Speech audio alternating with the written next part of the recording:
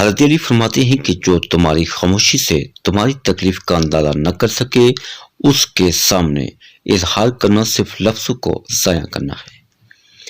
دھوکہ دینے کے 1000 طریقے ہیں، لیکن سب سے گھٹیا طریقہ محبت اور ہمدردی کا دکھاوا کرنا ہے۔ حضرت علی سے پوچھا گیا کہ کیسے پتہ چلے گا کہ کون کتنا قیمتی ہے؟ فرمایا جس میں جتنا زیادہ احساس ہوگا وہ اتنا ہی زیادہ قیمتی ہوگا۔ جیسے بارشیں فضا سے دھول اور مٹی کو صاف کرتی ہیں، ایسے ہی استغفار روح سے گناہوں کو دھوتا ہے۔ فرمایا کہ تم جنت نہ مانگو بلکہ تم دنیا میں ایسے کام کرو کہ جنت تم کو مانگے۔ اگر خوش رہنا چاہتے ہو تو نہ کسی سے امید رکھو اور نہ شکوہ کرو۔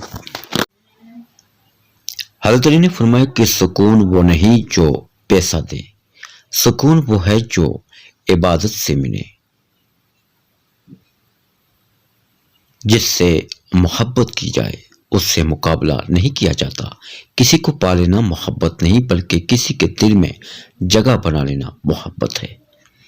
فرمایا کہ کسی کا دل اتنا مت دکھاؤ کہ وہ اللہ کے سامنے تمہارا نام لے کر رو پڑے، کیونکہ ٹوٹے ہوئے دل سے نکلیا عرش تک جاتی ہے۔ فرمایا کہ جب دل گھبرائے تو علم نشرح پڑھ لیا کرو، بے شک ہر مشکل کے بعد آسانی ہے۔ انسان واحد ایسی مخلوق ہے جس کا زہر الفاظ میں ہوتا ہے۔